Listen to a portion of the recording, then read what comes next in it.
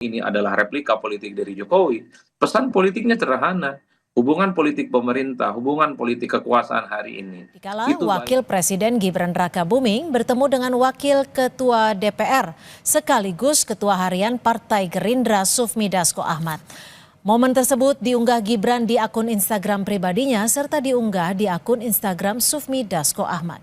Di akun Instagramnya, Wapres Gibran bilang kalau menu makan siang bersama Wakil Ketua DPR RI Bapak Sufmi Dasko, yakni mie bakso, nasi dendeng balado, dan tumis daun pepaya. Momen makan siang bersama Wakil Presiden Gibran Rakabuming bersama dengan Ketua DPR RI Sufmi Dasko Ahmad sekaligus Ketua Harian Partai Gerindra mengundang tanya.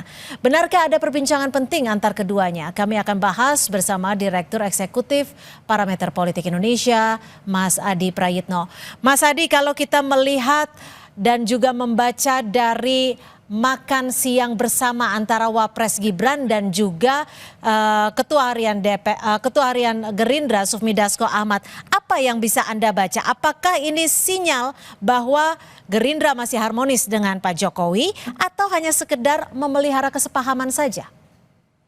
Saya kira ada dua hal ya. Pertama, mestinya pertemuan antar tokoh semacam ini itu adalah perkara biasa. Karena kita tahu misalnya Prabowo Subianto dengan Pak Profesor Dr. Sufmi Dasko adalah satu kubu dalam pemilihan Pilpres di 2024 yang lalu. Jadi kalau ada pertemuan seperti makan siang, bisa juga makan malam ataupun sarapan pagi, itu mestinya tidak terlampau perlu ditafsirkan secara berlebihan karena secara prinsip dan secara politik memang Pak Dasko ataupun Mas Gibran itu berada dalam suatu koalisi kekuasaan politik yang sama, terutama terkait dengan Pilpres 2024 yang lalu. Itu yang kemudian sangat mudah sebenarnya untuk menjelaskan, termasuk misalnya pasti publik melihat ini pasti ada pembicaraan yang terkait dengan isu-isu politik kebangsaan, minimal bicara tentang bagaimana untuk semakin memantapkan supaya program-program strategis Prabowo Subianto, program yang pro kerakyatan seperti soal program makan bergizi gratis, soal koperasi desa merah putih, soal sekolah rakyat dan seterusnya, itu sesuai dengan harapan dan tentu saja mampu memberikan akses yang positif, terutama menyelesaikan persoalan-persoalan yang ada di masyarakat selama ini yang belum ada solusinya. Itu yang tampak di permukaan, Mbak. Tapi publik juga kan tidak bisa menutup mata. Pasti ini secara simbolik ada sesuatu yang disampaikan apa, yaitu soal hubungan harmonis antara pemerintah hari ini dengan kubunya Pak Jokowi yang saat ini ada di Solo. Karena setelah ada pemberian amnesti dan abolisi kepada sejumlah pihak yang dinilai menjadi rivalnya Pak Jokowi dalam kontes politik 2024 yang lalu, itu kan dispekulasikan bagaimana hubungan politik antara pemerintah, antara kekuasaan dengan Solo per hari ini itu kan renggang. Jadi ketika foto ini diupload oleh Gibran yang publik tahu ini adalah replika politik dari Jokowi, pesan politiknya sederhana. Hubungan politik pemerintah, hubungan politik kekuasaan hari ini, itu baik-baik saja hubungan politiknya dengan Solo. Tidak seperti yang dispekulasikan oleh publik, karena selama ini ada satu keyakinan. Kalau pemerintah, kalau Prabowo Subianto, kekuasaan politik itu baik dengan Megawati, baik dengan PDIP, itu artinya dengan Solo itu tidak baik-baik saja. Begitupun sebaliknya, kalau hubungan baik antara kekuasaan dan pemerintah hari ini dengan Solo baik-baik saja, berarti dengan PDIP itu dianggap tidak baik-baik saja. Saya membaca, kalau kita melihat rata-rata secara umum, mazhab politik Prabowo itu adalah mazhab politik yang ingin berdiri tegak di semua masyarakat, berdiri tegak di antara semua mantan-mantan presiden terdahulu. Jadi membaca Prabowo itu tentu tidak bisa dalam konteks hitam dan putih. Artinya Prabowo Subianto itu baik dengan SBY, baik dengan Jokowi, baik juga dengan Megawati Soekarno Putri. Jadi tidak bisa dalam perspektif konfliktual saja. Lalu sekiranya dari pertemuan makan siang kedua tokoh besar ini apa yang menjadi bahan diskusi? Ya pertama secara prinsip ya, kalau kita mau jujur, selama ini kan spekulasi hubungan antara Pak Prabowo dengan banyak pihak itu kan dipersepsikan sedang tidak oke. Misalnya begitu banyak kebijakan-kebijakan Prabowo itu kan diasumsikan berbeda secara diametral dengan kebijakan politik Prabowo dengan Pak Jokowi, maksud saya. Misalnya soal IKN itu kan adalah legasinya Pak Jokowi, tapi dalam perkembangannya sekalipun itu dilanjutkan, tapi kan misalnya dari segi anggaran ataupun dari segi target itu kan tidak segaspol dibandingkan dengan pemerintah sebelumnya. Begitupun misalnya terkait dengan infrastruktur, itu kan tidak terlampau jor-joran dilakukan oleh pemerintah hari ini.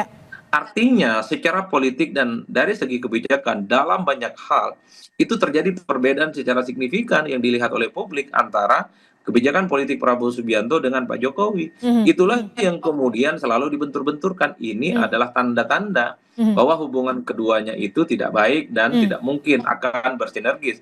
Padahal secara prinsip bagi saya ini soal style dalam memimpin saja. Pak Prabowo misalnya lebih melihat bagaimana program-program rakyat itu down to earth dan langsung dirasakan oleh masyarakat. mhm. Soal koperasi desa merah putih, makan bergizi gratis, kesehatan gratis, soal termasuk juga misalnya sekolah untuk rakyat, itu kan langsung.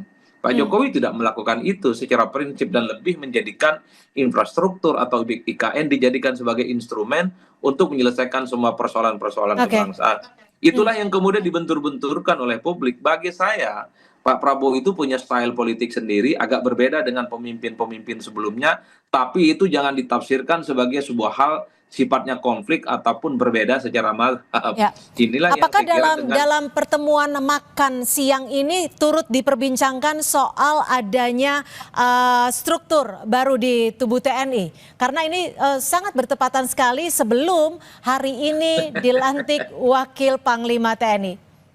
ya, bagi saya secara prinsip kalau soal struktur TNI ataupun struktur-struktur apapun, itu saya kira memang adalah di internal TNI ya, dan tidak ada kebijakan-kebijakan lain yang mungkin akan itu muncul dari kepentingan dari Mhm. outsider yang tidak memiliki hubungan hierarkis secara langsung. Tapi bagi saya secara prinsip, pertemuan-pertemuan tokoh kunci semacam ini menjadi penting sebenarnya untuk disampaikan kepada publik, minimal untuk memberikan pesan harmoni, Ya. memberikan kesan kerjasama politik. Karena kalau kita mau jujur Mbak, sebenarnya selama kurang lebih sekitar 10 tahun semacam ini kan Mas Gibran itu sangat jarang sepertinya mengunggah bagaimana kebersamaannya dengan elit-elit kunci di negara kita. Mas Mhm. Gibran itu dalam banyak hal tidak terlampau menunjukkan bagaimana relasi politiknya dengan DPR, relasi politiknya dengan pimpinan-pimpinan partai politik ataupun pimpinan-pimpinan fraksi.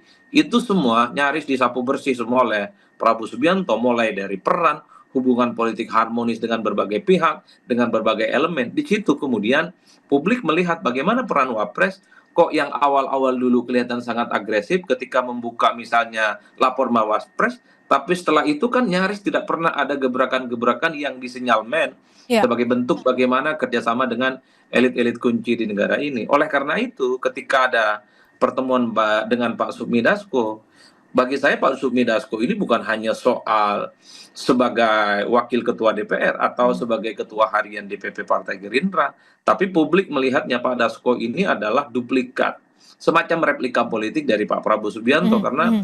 saya kira begitu banyak kepentingan-kepentingan politik pemerintah, Mhm. lobiisnya, penyambung lidahnya, dan termasuk soal Ada eksekutornya, di Dasko. itu memang ada di tangannya Pak Dasko. Oke, Itulah yang tapi saya gini, kira. kalau memang kalau kita lihat dari Pak Dasko, Mas Gibran, ini kan adalah bukan sekedar nama ya. Pak Dasko bukan sekedar wakil ketua DPR ataupun ketua harian Gerindra, tapi juga bisa dikatakan sebagai tangan kanan Presiden Prabowo. Mas Gibran ini juga bukan sekedar wakil presiden, tapi juga simbol kesinambungan politiknya Solo gitu. Lalu kalau dilihat dari pertemuan ini, siapa sekiranya yang menginisiasi? Ya, saya kira kalau pertemuan semacam ini pastinya ada mutual interesting, Mbak. Mutual understanding. Jadi saling Kebutuhannya bersinergi sama. satu sama yang lain. Tapi kalau dilihat dari segi penguploadannya, tentu yang mengupload pertama kali ini kan adalah Mas Wapres. Kan Mas Wapres ini sekali lagi ingin memberikan satu sinyalmen bahwa spekulasi-spekulasi liar terkait dengan hubungan yang tidak baik dengan Hmm. Solo, dengan kekuasaan, itu ingin diamputasi. Artinya Mas Wapres lah yang menginginkan pertemuan ini sehingga bisa menginformasikannya ke publik karena memposting duluan seperti yang Anda sebutkan?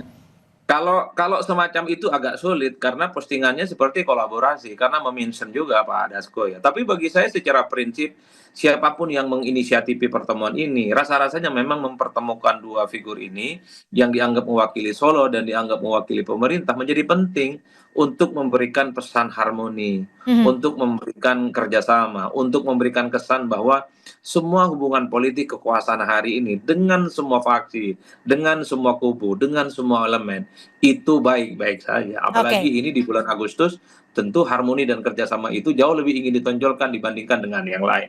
Itulah yang saya sebut sebagai panggung depan. Meski begitu, memang Pak Prabowo Subianto itu kan memiliki hubungan baik dengan mantan-mantan presiden terdahulu. Hmm. Tapi bagi saya Pak Prabowo Subianto itu nggak mungkin didikte, nggak mungkin didirect, apalagi diatur-atur oleh mantan-mantan presiden terdahulu. Prabowo ingin menunjukkan sebagai presiden punya hak prerogatif dan bisa menentukan bagaimana arah kebijakan politik ke depan itu tentu sesuai dengan selera, sesuai dengan style, dan sesuai dengan keinginan-keinginan Prabowo tanpa diintervensi apalagi diatur-atur orang lain. Oke. Pesan itu yang sepertinya ditangkap oleh Tapi publik. dalam diskusi ini menurut Anda sendiri ikut dibahas tidak soal alasan mengapa Presiden Prabowo memberikan amnesti dan bagaimana membaca representasi kekuatan politik saat ini setelah pertemuan antara Dasko dan juga Gibran? Kalau saya sih melihat ini semacam makan siang gratis, makan siang plus-plus ya Mbak. Satu sisi pasti yang dibicarakan itu adalah soal suasana kebatinan politik di Indonesia saat ini, soal kekisruhan dan kegaduhan dan pasti dalam banyak hal ada politik-politik yang saya kira sifatnya aktual dan happening, misalnya soal bagaimana kekisruhan yang belakangan ini muncul ya, amnesti, soal abolisi dan seterusnya dan seterusnya. Itu kan yang ditangkap oleh publik, tapi itu tentu tidak akan mungkin diekspos dan disampaikan secara terbuka oleh publik. Makanya Hmm. logika panggung depan dan panggung belakang itu sangat relevan dalam konteks ini. Oke. Panggung depannya adalah makan siang bersama, suasana politik guyup dan kebangsaan, tapi di panggung belakang tentu pastinya ada banyak hal-hal lain yang sepertinya Artinya tidak dipublish amnesti dan terhadap tentu Hasto kepentingan Kristianto sama. juga dibahas ya, menurut Anda ya, Mas Adi? Saya tidak terlampau meyakinkan karena ini adalah post factum, sesuatu yang sudah lewat, sesuatu yang sudah menjadi cerita politik dan sudah menjadi cerita sejarah. Hasto sudah bebas, Tom Lembong juga bebas. Sepertinya dalam pertemuan ini hanya ingin menegaskan bahwa pemerintahan hari ini adalah pemerintahan yang sustain dengan pemerintahan-pemerintahan sebelumnya. Oke. Artinya dalam banyak hal, orkestrasi politik pemerintah hari ini itu juga punya korelasi positif dengan pemerintahan di era Pak Jokowi. Oke. Saya kira Mungkin. di situ karena semua peristiwa politik sudah selesai, Mbak. Hmm. Karena semua yang terkait dengan amnesti, abolisi itu juga selesai. Saya kira di Oke. situ. Oke, mungkin yang bisa dibaca dan juga bisa disimpulkan adalah ketika nantinya pada 17 Agustus para presiden-presiden terdahulu bisa berkumpul di Istana Negara. Terima kasih Mas Adi Prayitno atas perspektifnya.